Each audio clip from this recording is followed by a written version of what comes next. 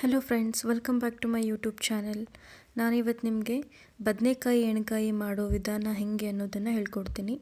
ಈ ವಿಡಿಯೋನ ಪೂರ್ತಿ ನೋಡಿ, ನಿಮಗೆ ರೆಸಿಪಿ ನೀಟಾಗಿ ಗೊತ್ತಾಗುತ್ತೆ.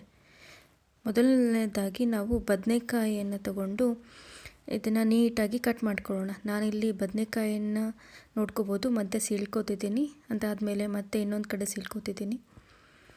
ಇದನ್ನು ಈ ಥರ ಮಾಡೋದ್ರಿಂದ ನಾವು ನೀಟಾಗಿ ಪೇಸ್ಟನ್ನು ಎಲ್ಲ ಕಡೆಯೂ ಹಚ್ಚಬಹುದು. ನೀಟಾಗಿ ಈ ಥರ ಕಟ್ ಮಾಡ್ಕೊಳ್ಳಿ, ತೋರಿಸಿರೋ ಪ್ರಕಾರ. ಇದನ್ನು ಕಟ್ ಮಾಡಿಕೊಂಡು ನೀರಲ್ಲಿ ಹಾಕ್ಕೊಂಡಿದ್ದೀನಿ. ಒಂದು ಪ್ಲೇಟ್ಗೆ ಶೇಂಗಾ ಪುಡಿಯನ್ನು ತಗೊಳ್ಳಿ. ಶೇಂಗಾನ ಹುರ್ಕೊಂಡು ರುಬ್ಕೊಂಡಿರೋದು. ಅದಾದಮೇಲೆ ಇದಕ್ಕೆ ಚಿಲ್ಲಿ ಪೇಸ್ಟ್ ಹಾಕ್ತಿದ್ದೀನಿ. ನಂತರ ಅರಿಶಿನ, ಅದಾದಮೇಲೆ ಗುರಳ್ಳಿನ ಪುಡಿ, ಅದಾದಮೇಲೆ ಸ್ವಲ್ಪ ಜೀರಿಗೆ ಮಸಾಲ, ರುಚಿಗೆ ತಕ್ಕಷ್ಟು ಉಪ್ಪು, ಅದಾದಮೇಲೆ ಗರಂ ಮಸಾಲ ಹಾಕೋತಿದ್ದೀನಿ. ಎಲ್ಲದನ್ನು ನೀಟಾಗಿ ಕಲಿಸ್ಕೊಳ್ಳಿ. ಈ ಥರ ಕಲಿಸ್ಕೊಳ್ಳೋದ್ರಿಂದ ಎಲ್ಲ ಕಡೆಯೂ ನೀಟಾಗಿ ಮಸಾಲ ಮತ್ತು ಉಪ್ಪು ಹರಡ್ಕೊಳ್ಳುತ್ತೆ. ಇದನ್ನು ಕಲಿಸ್ಕೊಂಡಾದಮೇಲೆ ನಾನಿಲ್ಲಿ ಹುಣಸೆ ರಸನ ಹಾಕೋತಿದ್ದೀನಿ.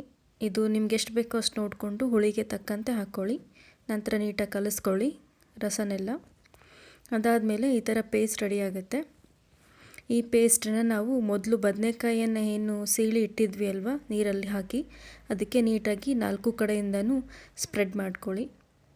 ಈ ಥರ ನಿಮ್ಮ ಹತ್ರ ಎಷ್ಟು ಬದನೆಕಾಯಿ ಇವೆನೋ ಅವು ಎಲ್ಲದಕ್ಕೂ ನೀಟಾಗಿ ಹಚ್ಕೊಳ್ಳಿ. ನಾನಿಲ್ಲಿ ಹತ್ತತ್ರ 1 kg ಆಗೋಷ್ಟು ಬದನೆಕಾಯಿ ಪಲ್ಯ ಮಾಡ್ತಿರೋದ್ರಿಂದ ಪೇಸ್ಟ್ ಇಷ್ಟೊಂದು ಬೇಕಾಯಿತು ನನಗೆ. ಇದೇ ರೀತಿ ಎಣ್ಣೆ ಕೂಡ ನಾನು ಇದಕ್ಕೆ ಬೇಕಾದಂತೆ ಉಪಯೋಗಿಸಿದ್ದೀನಿ. ಈ ಥರ ಹರಡ್ಕೊಂಡು ಇಟ್ಕೊಂಡಾದಮೇಲೆ ನೀವು ನೋಡ್ಬೋದು ಎಲ್ಲ ಬದನೆಕಾಯಿನ ತುಂಬ್ಕೊಂಡಿದ್ದೀನಿ. ಒಂದು ಬಾಣಲೆಗೆ ಎಣ್ಣೆಯನ್ನು ಹಾಕ್ಕೊಳ್ಳಿ. ನಾನಿಲ್ಲಿ ಕುಕ್ಕರ್ ಉಪಯೋಗಿಸ್ತಾ ಇದ್ದೀನಿ.